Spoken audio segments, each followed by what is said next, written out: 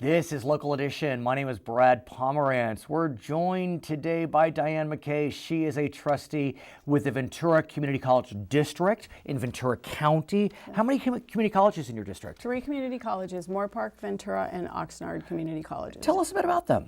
Well, Moore Park is it was founded in 1967. It is probably known most as a transfer institution. Okay, and we'll talk about that soon. Yeah, we will. We talk about that. Ventura is our oldest campus, 1906 or 1909. Someone's going to kill me on that date. That's okay. But it's our older campus. It is well established. It is the sports venue for the city of Ventura. It's a great campus. It's a great campus.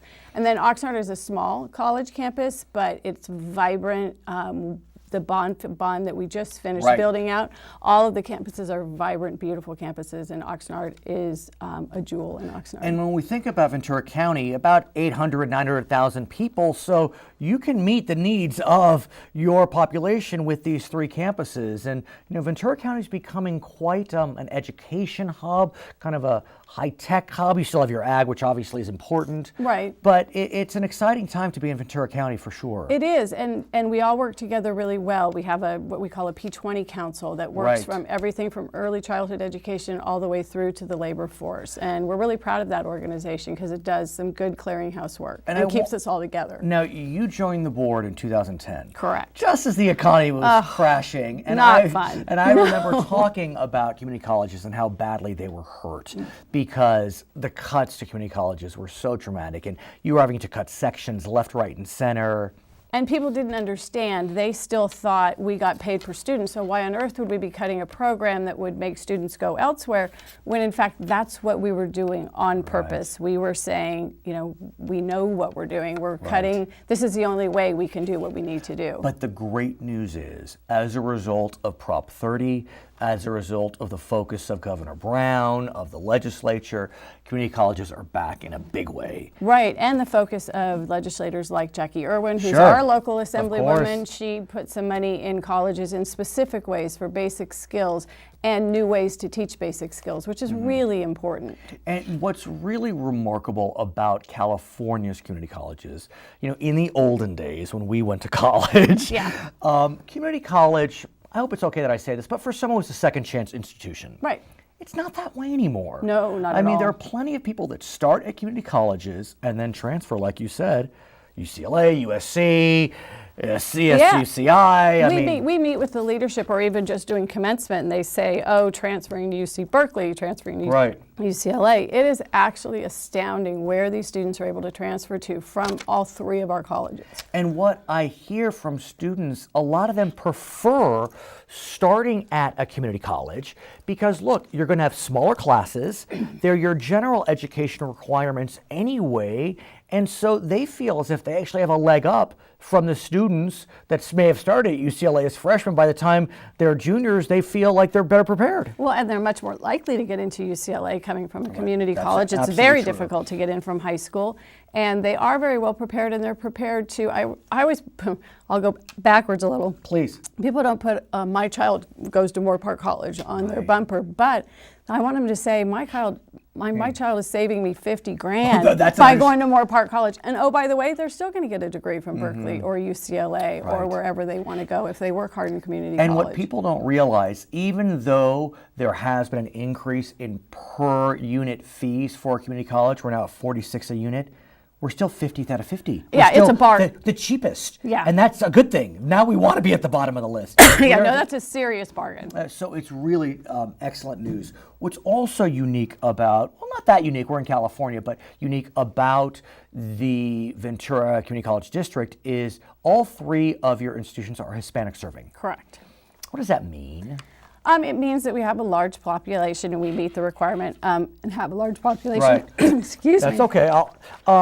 So as a Hispanic serving institution, what I find interesting about Ventura CCD is that your Hispanic population is continuing to grow throughout all of Ventura County. I mean, Ventura County is now, out of about 850,000 people, over 350,000 are of Latino descent. That's correct. And the economics are changing. In the Conejo Valley, the area I represent, at the K-12 level, there's now 25% on free and reduced lunch, as opposed to much half of that 10 years ago. So the numbers are really changing. Our population is changing, and of course the needs with that are changing. So given that you are that HSI institution, all three of them actually, is there an effort to diversify the employee base, the teachers, professors, staff, et cetera? There is a real effort. In fact, our Human Resources Vice Chancellor presented at the recent state conference. We have put out a dashboard so that we can have full transparency on that. It is an effort of the board, a policy of the board, that we'd like to see diversity in our leadership so that students in the classroom, they see people like them teaching, leading, and doing all the things that they should be doing. We want to see them reflected in our faculty and leadership. Along those lines, though, we are facing, for some, scary times. Yes. The Trump administration has indicated, at least during the campaign, that they are interested in eliminating what's known as deferred action. Right. And you know, that was a program that was put in place by former President Obama in 2012 that allowed children, they're now adults, they were brought here as children, that are not documented, to become at least legalized temporarily. They can attend school, they can get jobs. There are about 750,000 DACA kids, we call them, about 215,000 in California. And I was speaking with Eloy Oakley, who's the new chancellor. Right. There are 61,000 DACA kids at California's community colleges. As an HSI, or 3 HSIs, how are your students doing? Well, we haven't had a lot of nervousness about it yet. Oh, really? We have nervous about it within leadership, and I'm sure the students are nervous on campus. It hasn't been brought to us as a board. As a board, we, I think, are very firm on how we feel about it. We had the Promise program at Ventura County Community College. Ventura College was one of the first to have a Promise program. So we are really invested in making sure that our DACA kids feel safe and that we can continue to serve them in the right way. But here comes the question. There are other school districts, community college districts, USDs, who have gone on the record saying, we are a sanctuary system. What sanctuary? Who knows? I mean, the term is loaded. Right. Does Ventura CCD need to go on the record? I know it's early, but to make it clear that you're not interested in cooperating with immigration authorities? I do think we need to go on the record. We have a study session booked for the board coming up on the 21st, and that is one of the goals and one of the things that we will be talking about.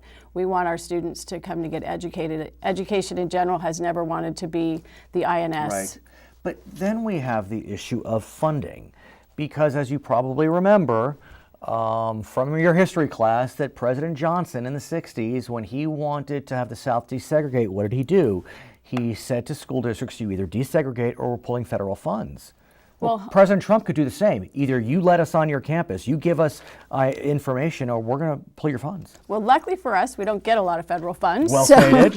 Well stated. So that's not a big scare tactic for us. I think that we could probably withstand the lack of federal funds in light of what it would mean for our student and population base, because our students are the full spectrum. They are the DACA kids, and they are the adults and parents that are trying to educate themselves and have a better life. Well, I have to say, these are interesting times. We'll have to see what happens, but it's good to hear that Ventura CCD and its 3 institutions are doing so well. I can't wait to visit the campuses soon. I haven't been there in a while. You will see them completely different. I can't wait. Her name is Dianne McKay. She is a trustee with the Ventura Community College District. My name is Brad Pomerance. We're so glad you're with us on Local Edition.